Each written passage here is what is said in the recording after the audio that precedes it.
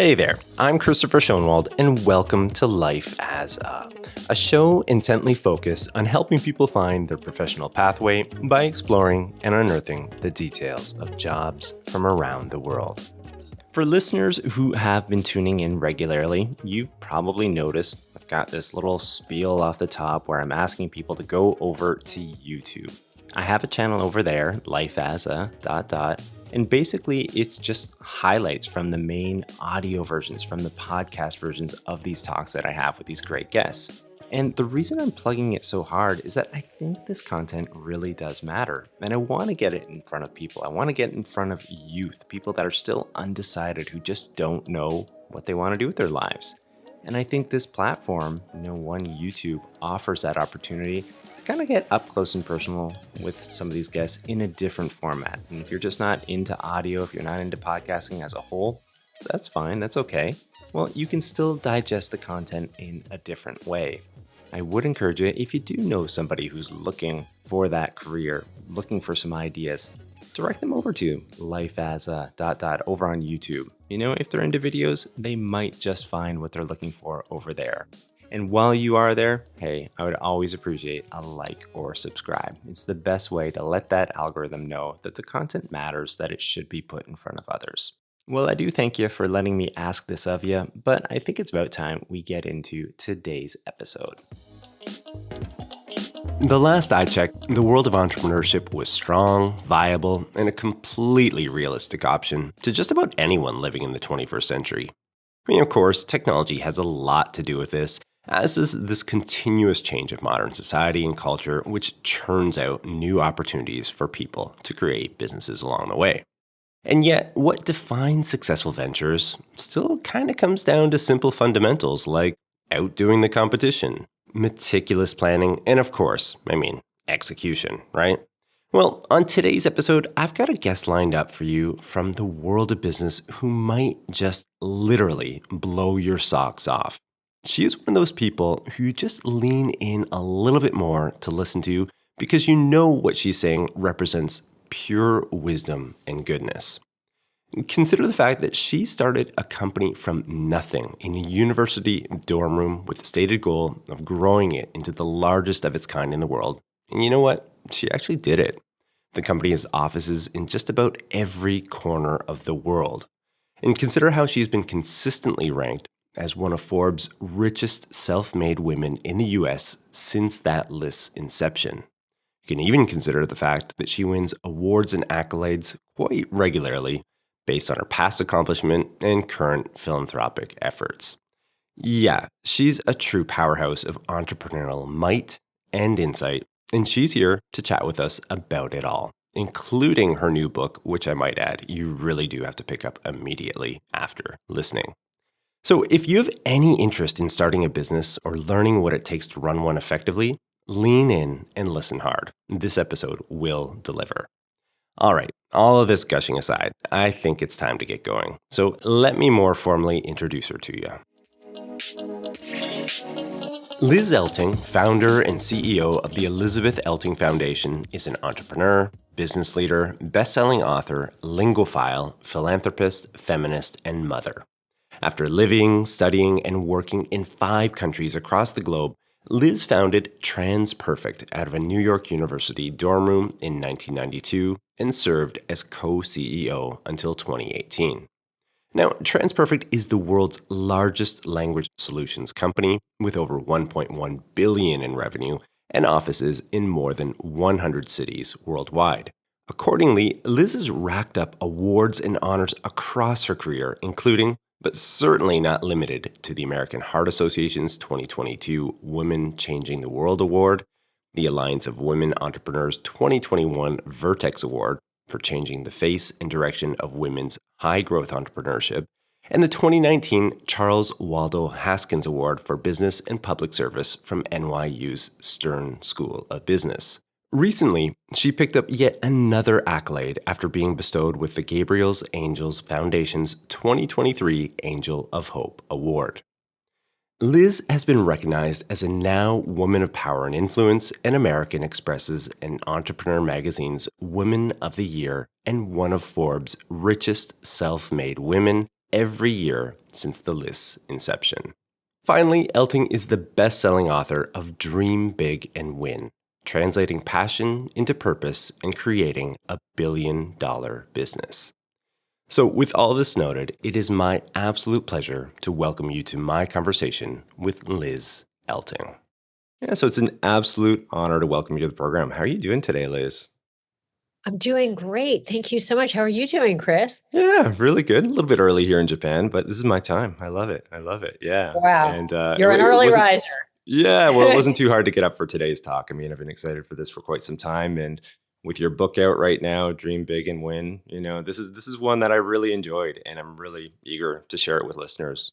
Thank you so much. So appreciate that. Yeah, well, I have this first segment lined up for us. It's called Coloring Wikipedia. As my listeners know, it's a segment where I just read off a definition of something related to what the guest is all about. And of course, surprise, surprise, I went with entrepreneur for you. So let me just read this definition off, and then after I'll just ask your comments. Does that sound okay? Absolutely. That sounds perfect. Thank you. Great. Here we go. Entrepreneur. An entrepreneur is an individual who creates and or invests in one or more businesses, bearing most of the risks and enjoying most of the rewards. The process of setting up a business is known as entrepreneurship. The entrepreneur is commonly seen as an innovator, a source of new ideas, goods, services, and businesses or procedures. Short and sweet, but first, what do you think of that? Yes, I think it's quite accurate. Absolutely. I think, there are a lot of types of entrepreneurs, right? There's serial entrepreneurs, and then there's someone like me who really did one thing for a very long time, 26 years. But, one of the things I like to say is, don't confuse being an entrepreneur with being an inventor. You do not need to invent something entirely new to be wildly successful. And clearly, I didn't. In fact, instead, it was that I had experience in an industry, which I loved because it related to my passion. And I really had intense knowledge of that industry after 3 action-packed long years there, both in sales and production, and I saw a gap between what was needed and what was available in the industry. So, when we started the company, there were 10,000 other translation companies out there at the time. Yeah. Crazy, right?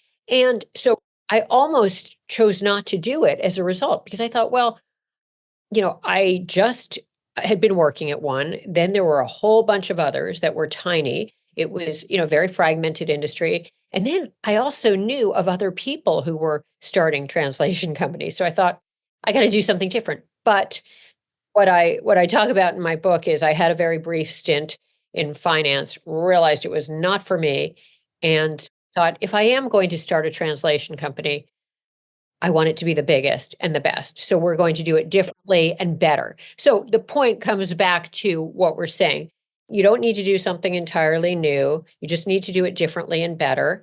And the other piece of it is, I think you're continually innovating, whether you're a serial entrepreneur, where clearly you're coming up with new ideas and starting new businesses, or in my case, within our business, we had to keep pivoting and transitioning and changing with the times and coming up with new ideas based on what we felt our clients needed. So constant innovation is such a key part of being an entrepreneur and a business person, but certainly an entrepreneur.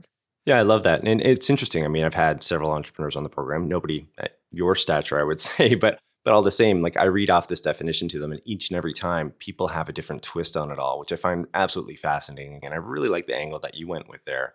And a second point here that, listeners of this program might know that, I myself am based in Japan. So some of the people in my network, professional network, are translators. They've started their own companies, but whether or not they had these visions of going big or not, or just got squashed by the market and decided, no, just want to keep it small.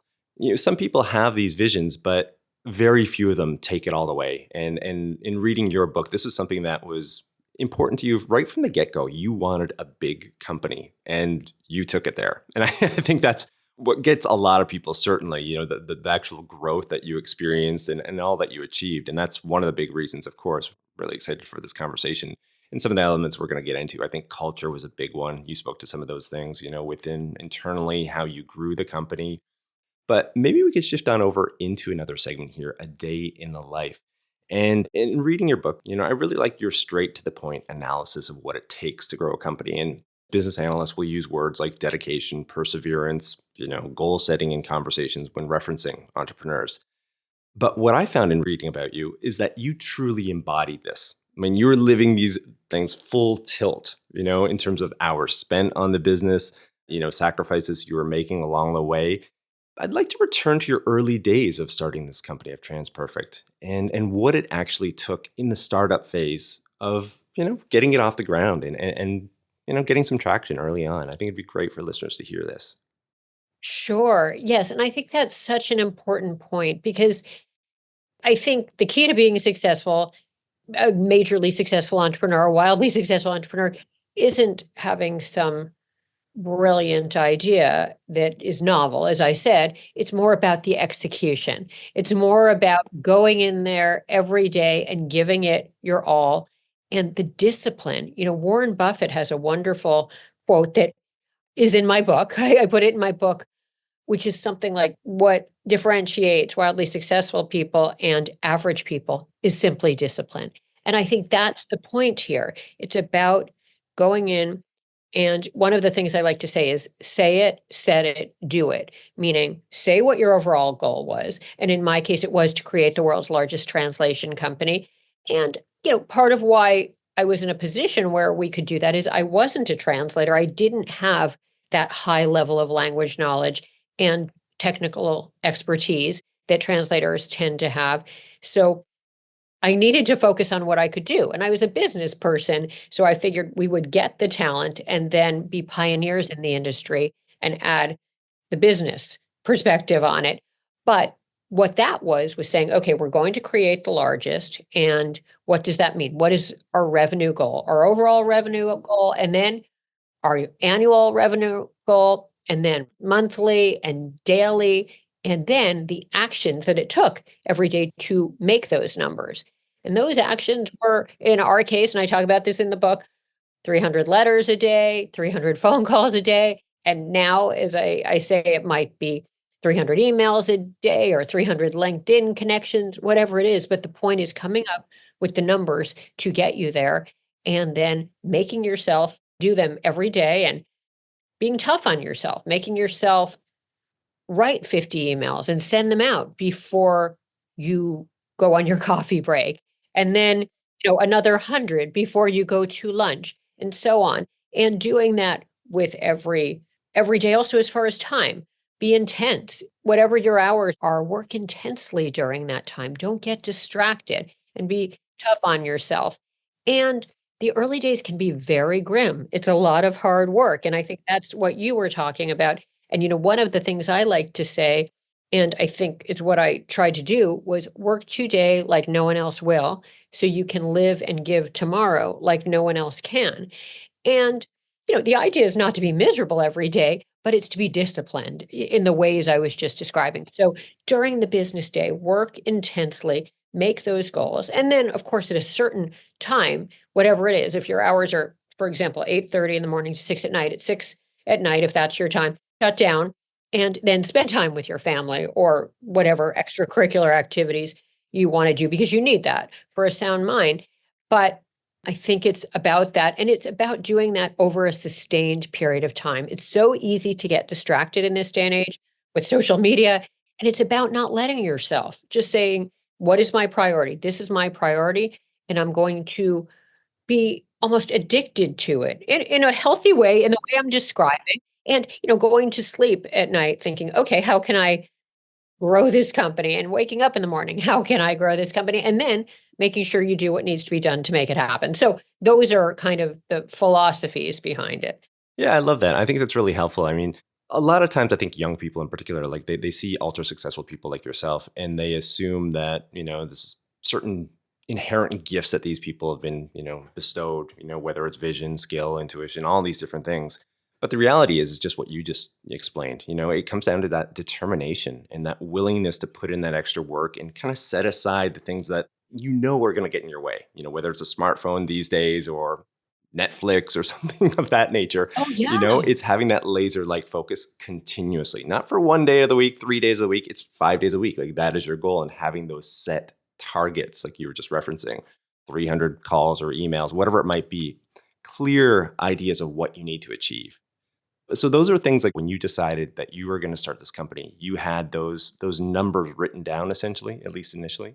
Yeah, I didn't do a business plan because the truth of the matter is, started the company with no money whatsoever. I mean, a few $1,000s, my life savings from every job I had ever had. And then my business partner had $90,000 in grad school debt. So we really were in the red. So, yes, we didn't spend the time on a business plan. We also did not spend the time working on getting funding because felt that it was about revenue. It was about sales all day long. Because even, first of all, I didn't want to take the time trying to get funding, and we had rent to pay. We had bills to pay. So we didn't have a choice. That can take a long time. And then even if you get that, of course, you still need the revenue. So I felt the time would be better spent getting the revenue. So yes, put down my goals on paper. I do think that helps to put them on paper. And then some people, one of my mentors says it's actually great to share them with other people because then you're even more committed to them. And I understand that. And I do that in many cases. So yes, we did that. And I think that was very valuable. And then as we brought on people, we expected the same thing of them. And they needed to provide us with end of day reports to show us that they were actually doing those things. And I think we were ended up being known in the industry for that, but it paid off. It worked and people understood it. That was the way they were going to grow their part of the business. And then when you get into hiring people, it's hiring people to be entrepreneurs within your company, intrapreneurs, where they're starting perhaps alone in one office. They have certain goals, and as they make their goals, they get to grow their team. And it's as if they're running their own business within your company. And from a prestige standpoint, a title standpoint, and also a financial standpoint. So that works very well. Mm. Yeah, there's a couple of points I want to touch upon, but maybe in a few moments here. This other question really quickly as well. I think it's clear to see for people right now and just listening to this conversation or watching or people who have read your book, it's this grit, determination. It comes across. It definitely comes across. And I can see how, like, when you're young, you're hungry as well, and you're really, really going for it in those early days. This is an element of entrepreneurship that's absolutely critical. Some might lump it all of those things I just mentioned into passion, but semantics aside, this is a critical element.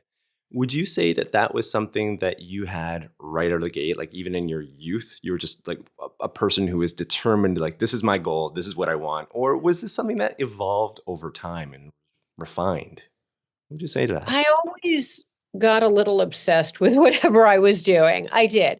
And I started working very young at age 10. And that's how I was brought up. My parents told me, you need to not be dependent on anyone but yourself. You need to be financially independent. So I started having jobs. My first job was when I was 10 years old. I was walking a child to school. He was 7, I was 10. I was in 5th grade, he was in 2nd grade. So had jobs all along the way. And, I would get up at 6 in the morning before school and deliver newspapers, that kind of thing. So lots of jobs. And I was disciplined about that. And I was able to develop a work ethic. And I owe it a lot to my parents who basically said, you need to do this. And when I turned 16, I was responsible for paying for my clothes and my entertainment. So I really needed to make money. And so I got in the habit, and I also loved working. I think I felt like I was always learning something. I was meeting people. I enjoyed making money so that I could then take care of my needs. I mean, I liked it for a lot of reasons. So I think I was always a little obsessive about whatever I was doing, but in a good way. We like to believe we're not crazy. I guess we are. Now that I've said that, I think entrepreneurs who really commit to it and put other things aside are a little crazy in that way. And You almost need I to be, they though. Yeah. you Yeah. have to Yeah. be because it takes a lot of discipline. For example, when I was in grad school, or right after I graduated, got my MBA, and this is when I started TransPerfect, I had friends who had just, gotten their degrees with me, and they were going out for drinks after work, or they were going to the Hamptons. That's what, of course, here in New York, that's what people did. And I couldn't go with them. I mean, I had to work. I was working at night. I was working on weekends. I had to make sure we brought in the revenue because that was how I was going to live. So I think I did always have it. And, as far as feeling like you're missing out, I think what happens is, and I think this is key, when you're starting your company, you think, okay, it's going to be crazy for a few years. And that's what I used to say to myself, maybe 80, 100, 120 hours a week for a few years. But I think this is important. But then it will get better. And it does get better. And I think that's really important because if I don't say that, people might think, oh my God, how can you do that for 26 years? Who would want to? And I agree. And that's why I'm a big fan of doing it, or for people doing it when they're right out of school, when they're in their 20s, before they're married, before they have kids, so they can throw themselves into it. And then maybe they do that for a few years, and then they've set up their company so that their hours are much more manageable because they're relying on other people as well. It doesn't mean they can slack off. I mean, you can't. Of course, as the leader, you need to be a role model. But by the same token, I think the concept is work for a few years like no one else will, and then you can have a situation that many don't have, is there. So I think that's very important, but it works. It works. And I guess that's what I'd say about that issue. Yeah. No, I think it's a really important message again for youth, listeners of this program. I think it's just insightful for them to hear what it truly takes. Like I think it's so easy for young people to latch on to, the end product. This is what the lifestyle is, and this is the company that the leader has built and grown. But it's those early days and those lessons and that sacrifice and commitment along the way, which amounted to this Yes. end. Oh, and I think, and another little anecdote related to that, and I talk about this in the book, is part of how we got Goldman Sachs as our first big financial client. That was a client that, of course, we wanted, and they called us up, and it was a couple days before Christmas, and they said, "Okay, we have all this work that needs to be done in our office, and can you come in now or tomorrow?" I think it was tomorrow, which was, yeah, Christmas Eve, and just stay until it's done. And not too many people want to do that, right? On Right. December 24th for a few Yeah. days until it's done. And we had plans with my family, but we ended up just saying, okay, Goldman Sachs is calling, we're going. And showing up when no one else will is critical. And then after that, we were able to have Goldman Sachs as a multi-million-dollar client. But had we not done that, had we not shown up when others wouldn't, that we never would have been able to make that happen. And I think that's just a really important lesson. If you have too many rules at the beginning, you're not going to build those loyal clients. And in the early days, you need those loyal clients. And they may start with a small project. That happened to us on a number of our biggest clients. They started with a 1 or 2 page project. We did it, and we gave it everything we had, and it was a test. And from that developed into multiple projects, and that developed into multi-million-dollar relationships. So I think that's a super important lesson, to spoil the client with quality and service and make sure you will do what others won't do. Because, when there are thousands of companies doing what you're doing, you have to offer something different. But then they become loyal clients, they become raving fans, and then you get repeat business and referrals from them for life. And that's how you grow the company exponentially. Love it. Yeah, absolutely love it. Well, maybe we could shift over into this other segment of Q&A discovery and kind of continue this back and forth. And this is a question that I had, and you've already spoken lightly about it in terms of the company. Once it was off the ground and it was established to a certain degree, you grew it beyond just, translation services. You grew it in a bunch of other different ways. And how you did this was part of your culture internally, this entrepreneurial mindset you'd already mentioned. And I think that'd be really useful for listeners to hear a little bit more about that, in terms of, like, I understood that to progress within your company, people had to bring forth new ideas, new innovative ideas that would be recognized and used potentially. I'm assuming that was part of your growth strategy for TransPerfect itself.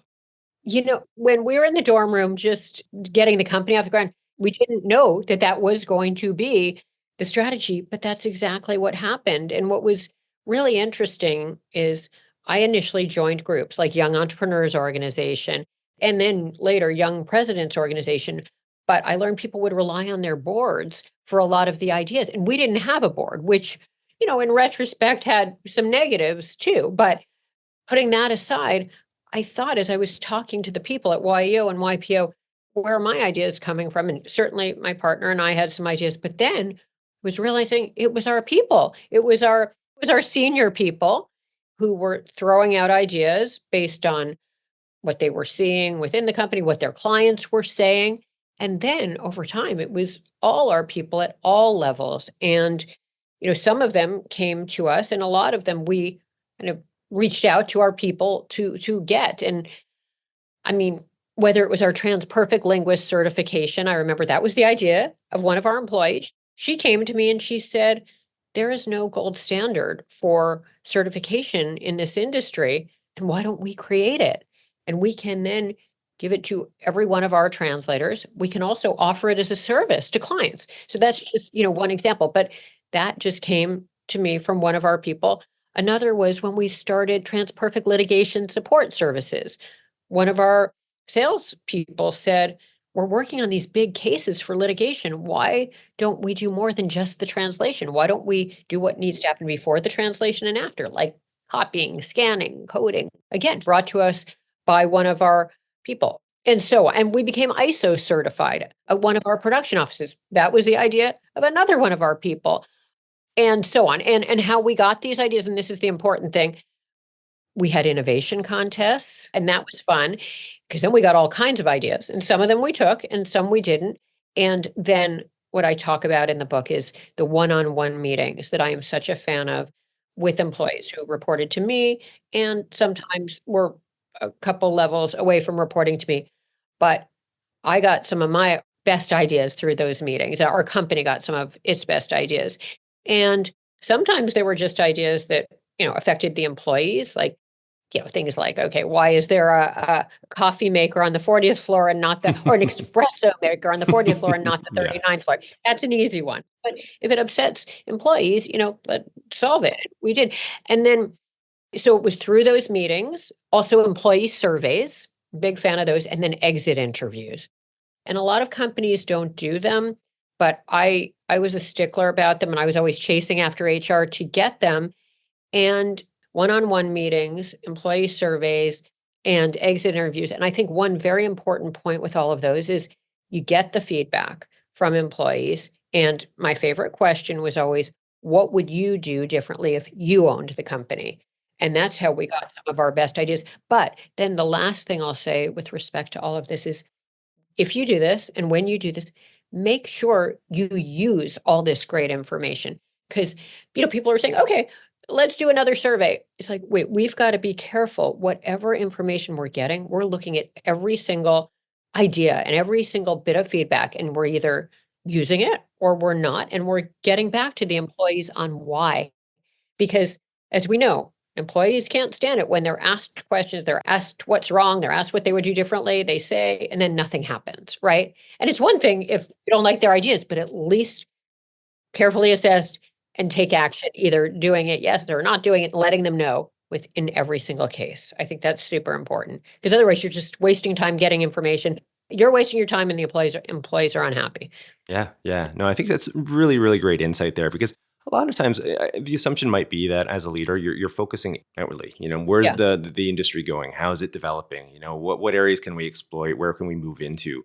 But the truth of it is, like, a lot of that power and growth comes from within, and paying attention to those elements, right? And listening to the employees. And then, like, I think that's, at least for me, that sometimes when I, read books on entrepreneurship, there's usually a chapter or so on culture.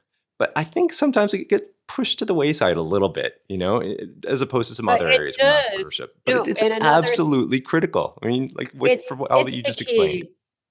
No, it's so key. And one of the things that I learned a lot of things, but when I started the company, the idea was to differentiate ourselves by spoiling the client with service and quality. And we did. And I think we did as good a job of that as anyone in the industry. We certainly tried. But then, of course, what I learned was you really have to spoil the employees, and you set things up right. And then they will spoil the client with service and quality, and the rest will take care of itself, the revenue and the profit. So, and I guess that's how it works. Because when you're a startup entrepreneur, you're dealing with all the clients, so you're spoiling them. Then you start adding people. Your people are dealing with the clients, and then you need to spoil those employees first and foremost. And of course, the clients along the way, but it starts with the employees. And one of my goals, and this happened in the final kind of 15, 20 years. I really focused on becoming an employer of choice in our industry and ideally any industry. That was one of my big goals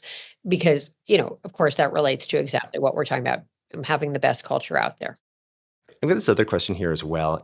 One other thing that you spoke about already was this notion of goal setting, and I think this is a really critical one. And I want to return to this point and really emphasize it for listeners. We spoke about passion; that's certainly an important element to growing a business. But again, goal setting, and you have this approach that you really adhere to, one that's out there. A lot of people know about this already, but it's called SMART. You could break that down for us really quickly. Sure. So SMART is the acronym for specific, measurable, achievable, relevant, and time bound.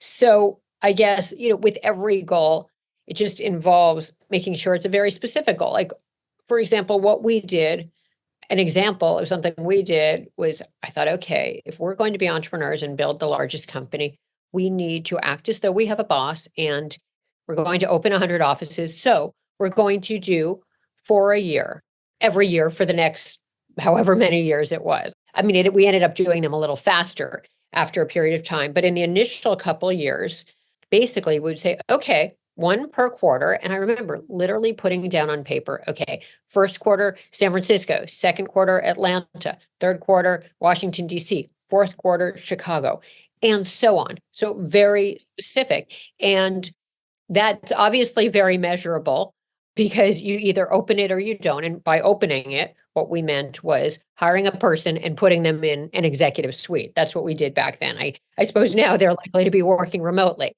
because it's just a one-person sales office initially. Then, so specific, measurable, achievable, certainly it was achievable. And partly why something like that would be is it was just the cost of one person. It wasn't spending a lot of money that we didn't have.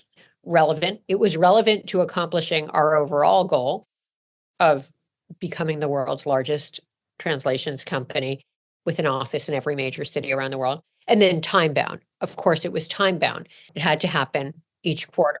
So again, SMART meaning specific, measurable, achievable, relevant, time bound. That's an example, but doing that with so many different things throughout the course of the business, I think is key to achieving your overall goal. Yeah, absolutely. Absolutely. I've read at times like it's even good just to put these like really ambitious goals down, right? Like having the biggest company, within the translation space in the world, and then breaking it down from there. Okay, how are we going to do that? Well, as you just mentioned, an office in this city, in this city, in this city, and you kind of break it down from the top, kind of see it that way, and allowing yourself to fully embody that for one, and then also I'm sure at different points along the way, you're going to have to change this plan. And if the results aren't coming, that's a kind of a sign that, well, maybe the strategy is a little bit off here. I imagine that was something that probably played into this as well. Yes, and with the example I gave of opening offices, and this happened particularly when we tried to open international offices, it could be harder to find the right person, and the person in the office was key. So if we were not able to find them fast enough, we would say, okay, we can't do it. We can't achieve this goal. So what we will do is we will add an extra person in this office we already have to make sure the revenue goal gets addressed through that other office. And then we just would have an extra person to get for that next quarter or an extra office to open in that next quarter. But yes, you have to be flexible, but they relate to the overall goal, which, becoming the largest company and with this amount of revenue. Yes, exactly. Well, this other question as well, relating to the life element. And again, this is something you spoke about already to a certain degree. And I think nowadays there's a lot of competing information out there in terms of what it truly takes to build a company. Like you said earlier, like your recommendation is to go at it hard in your youth. When you have time, you don't have these commitments, maybe family or otherwise. But at the same time, again, I think people can get tripped up on this. And just myself, when I was researching for this, I went online, life balance, entrepreneurial balance. And I got a few competing viewpoints. One was from Reid Hoffman, the founder of LinkedIn. And I'm just going to read off what he has to say about this notion of entrepreneurial balance. And then I have one from someone else. But first off, here's Reid Hoffman and what he has to say. He states that founders have no balance. He goes on to say that if he hears a founder stating that they have a balanced life, he firmly believes that person is not committed to winning. And then on the other hand, we have tech advisor, investor, famed author Tim Ferriss. And he notes that at one point in his business journey, he was doing better than ever financially speaking. His company had operations in over 12 countries. However, he was on the verge of meltdown. His girlfriend left him for workaholism, and he realized he had to either restructure or shut it down as it was killing him. So here we have two well-respected individuals, two different opinions on it. In reading your book, I have a hunch of where you stand on this, but all the same, I'd love to hear your insights on this. Yeah, and I understand. And I understand both points of view because you're doing it for 26 years. You're in both places all the time. And, I felt like I needed to be obsessed. I needed to be all over it. I couldn't take a break. But I also found when I was in that situation, I had to step back and take a break. And in the early days, when I was just working crazy hours with no commitments other than myself, no spouse, no kids, when it was too much, I just had to go for a walk. I just had to take a break. I just had to get myself out of there or take a few hour break. So yes, I think that's important. But I think the other important point is I think you need to be more intense and work more hours, as I said earlier, in the early years. And then you can, because you have more people and you have people in different time zones who can cover for each other 24/7 if need be, or at least during 5 days a week. I mean, if you don't want to have people work on weekends. But the point is, I think you have to go all in. One of the things I say is focus pocus. If you focus intensely and you work hard, it's like magic, but it takes a long time. But by the same token, no one can live that way and no one should live that way because at a certain point, it's not worth it. I mean, whether you build a $10 million company or $1 billion company, what's the difference? Or even if whether you build a $1 million company or $100 million, I mean, I'm all over the place, but the point is you need your happiness, you need your well-being. So I think the answer is in the early years, you have to go all in, you need to be super intense, you need to work extreme hours and take the break so you don't, get too burnt out. But then after a few years, if you've set it right upright and you've worked on the business rather than in the business, and you've been tough on yourself in the early years and successful enough, you then can rely on other people to cover for you. And then you can have your spouse, your family, your work-life balance, your other interests. And I think you need to, because I couldn't have done it that intensely for 26 years. I mean, it was probably crazy for me personally, the first maybe 5 to 7 years, it was beyond intense, but then it got so much better and more reasonable. And it's about, working in the business or on the business rather than in the business so that you have other people you can rely on to cover for you and to do very important pieces of work. So sorry, that's a long answer, but I think that's the key because I understand the issue. And I say you have to be addicted, but addicted, not meaning you're working 24/7, but you're thinking about it all the time and you're setting it up so that the clients are taken care of. See, I think that's really key when I say relying on other people. And we were big proponents of that. I mean, we told clients we were there for them whenever they needed us, but we had a lot of people covering, as I said, in other time zones and backups in the same time zone and that type of thing. So I think that's the key. Yeah, yeah, I like that. It's a nuanced look at it all, almost a staged sort of development of the company. Like you Yeah. said, early on, you go hard, but then as you progress, you start to shift your ideology a little bit. You have others that are taking on some of these tasks that Right. allows you to free up some of your time to focus on yourself a little bit more. Absolutely. And it doesn't mean then they're working 100 or 120 hours a week. I mean, we figured out from a lot of burnt out employees, because we had employees who worked too hard too, that we needed to set up shifts. And in production, we set up 3 different shifts. And as I keep saying, we had people in other time zones covering for people. And then we also gave comp days. So yes, you can't do that to your people where they're working the crazy hours you were. You can't do that. But after you've worn all hats in the early years, you then, if you've done it right, and if you have some good fortune, you then can work more normal hours and your employees can too. I think that's the goal. And I think that can work. I got this last question in this segment here, and it's this compelling passage I came across within your book. And I'm just going to read that off for you and get your comments after. No matter where you are in your professional or personal development, there's always someone out there who can motivate you to do more and be more. You just must be open to finding them. I really like that for a lot of different reasons, but what would you say to that? What's the sentiment behind that? I just think it's important no matter what, like if you're frustrated because you're not valued or you have the wrong boss, there's someone in your company, you can find me. Perhaps you can change positions, change departments.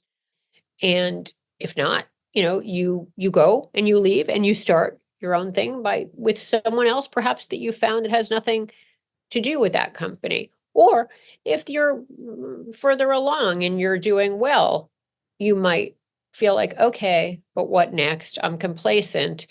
And you might find someone who inspires you to do something new. Or if you feel like you're at the top, but you're just making money and you're not feeling fulfilled, you're not feeling inspired, I think you might meet someone who needs help and you can give back to them and that can inspire you. So I think it can mean a lot of different things. I mean, what did it mean to you? Yeah, it's interesting you asked that because, like, the way you explained it, it makes perfect sense to me now. But for me, it was like hope. There's times of challenge along the way, and you might need that helping hand or guidance, someone to pull you out of a situation or a mindset. And that option is out there. You just have to be open to finding that person and listening. Listening to advice that might be contrarian, to what you currently believe or otherwise. And yeah, I Yeah. think hope for me at least is how I took that. And there's always hope because I saw people at my company and I had some time at my company where I had kind of lost hope. And then the right solution came along. And we see that all the time when things are going wrong and we feel like we're in the worst situation. We're like, oh my God, I'm at the bottom. Why is this happening to me? Of course, at that moment that door closes, the door to something new opens that's so much better. And it led you there. Yeah, exactly. And it can be that individual. It could be yourself who finds your way out of it. But oftentimes, like, I think it's probably, a person who gives you some advice or just says something that just triggers a different thought or a different idea. But the point is you have to have that open mindset towards listening to others. Again, things that might be, flying against what your normal way of thinking is all about or the direction it's going. So yeah, I really like that. Yeah. I mean, I remember and I will say, as an entrepreneur, sometimes, people say things like it's lonely at the top, right? As a leader in a company. And on the one hand, I felt like I had amazing employees who were so supportive and they were like friends and family. But then, yeah, I mean, the point is you want to keep meeting people, you want to keep talking to people because you never know who that person is going to be who is going to inspire you to do something new or different. Well, we are running the bend into this last segment, a crystal ball segment. And as the name implies, we're looking to the future, trends, predictions, so on and so forth. And, in terms of, your journey, we've touched upon several different aspects of it.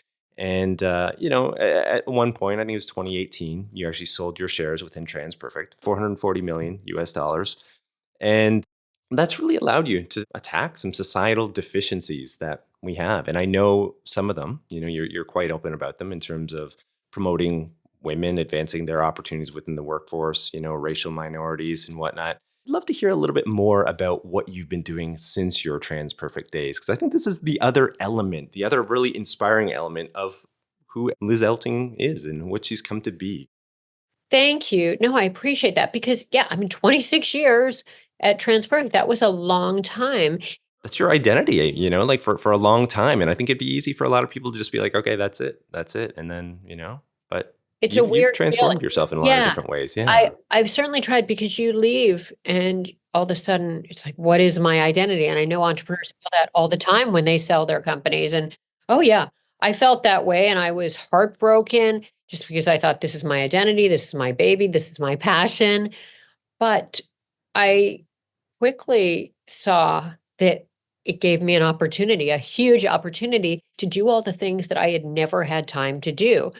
I mean, initially, my boys, I have two kids, and they were in ninth and 11th grade, and I thought, Oh, good. I get to spend a little time with my kids during these Yeah. important years. I mean, that was initially so I visited colleges with my older one and went to a lot of ballparks. They're both big baseball fans. And so I took that much needed maternity leave that I never was able to take.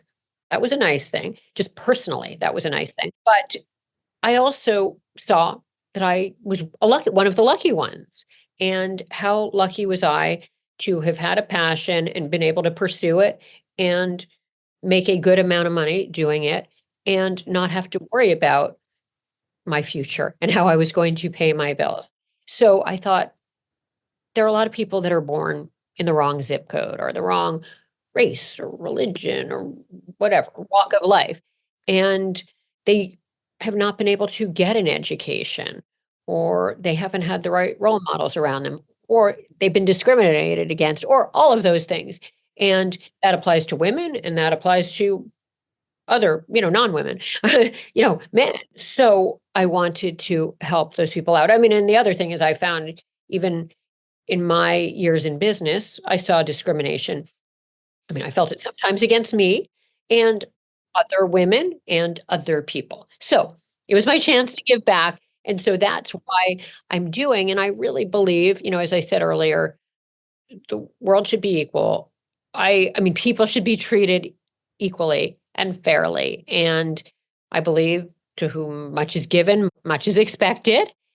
I feel like that's what I want to dedicate the rest of my life to, giving back in different ways. And whether through education or supporting scholarships or entrepreneurs or helping with public health like heart disease, cancer, gun safety, hunger, and the list goes on. I mean, there are a lot of causes that I'm involved in, but they all relate to people being given a fighting chance to live their best life, live a long and healthy life, and achieve their dreams. So that's what I'm doing now, and I'm finding it so rewarding, and I'm learning a lot, and I'm meeting amazing people, and so it's been incredibly gratifying. Yeah, yeah, I really like that. I can see it. I can see how that would be. How could it not be, really? Quite frankly, like, how could it not be when you're seeing some of the impact that your efforts, are creating for others, changing lives? Like, this is no small matter here, obviously, like you really can derive a lot of satisfaction in seeing the impact. Again, I guess that's the right word for it here. Now, one other quick question too, in terms of like when you're encountering women in, say, within the workplace or within entrepreneurship who are maybe suffering from some of these like old archaic views on a woman's place within these realms, what advice do you give them? What do you say? Yeah. Well, and I talk about this in my book. I was encountering that situation in my first job right out of business school. I was the only woman there. And as soon as they saw that, whenever the phone rang, they'd be yelling, Liz, phone. And then when I said, okay, I'm just going to work harder than everyone else.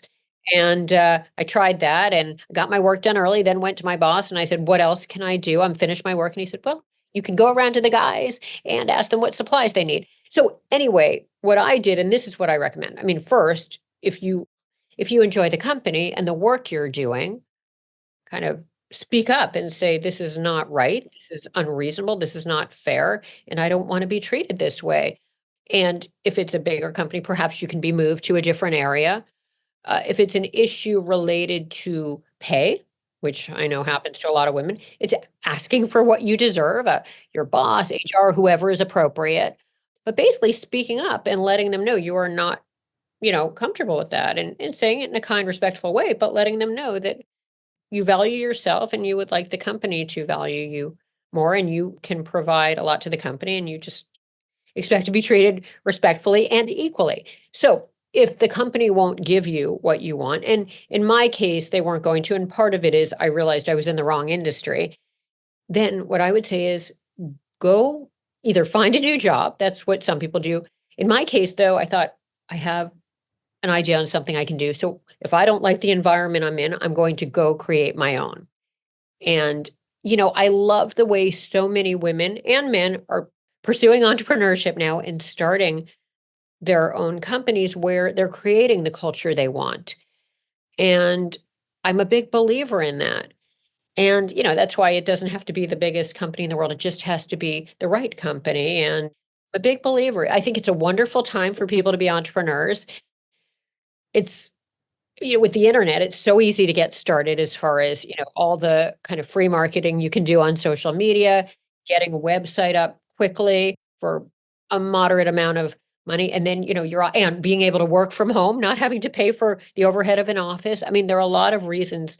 It's a great time to do it. And then you can create your own rules and you can create your own culture. And, one of the things I like to say is, you might do a lot better than you would at someone else's company. And economic power is social power, and social power is political power. And that's how we change the world. So, I guess that's what I'd say.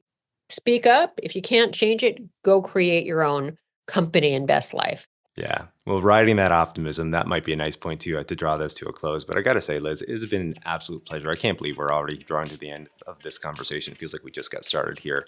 But thanks so much for all of your insights. They've been wonderful, and I know listeners are absolutely going to love them. Oh, thank you so much, Chris. I've loved talking to you. This has been so much fun. Now, for those interested in learning more about Liz and her work, you can find her at the Liz Elting Foundation. You can find her on Instagram, Facebook, LinkedIn, also her regular Forbes columns. And of course, you can grab a copy of her book, Dream Big and Win, Translating Passion into Purpose and Creating a $1 billion Business. And for reference, all this information, including the links, will be in the show notes. And also too, if you like today's show, please be sure to tell a friend and share. To show further support, you can rate, review, and subscribe wherever you access your podcasts. And lastly, head on over to YouTube. As I mentioned off the top, I do have a channel over there where you can check out video highlights of the conversation. And finally, don't forget to join us on the next episode of Life as where we'll continue to explore and unearth the details of professions and the people behind them. I'm your host, Christopher Schoenwald. Until next time, stay curious about life and living.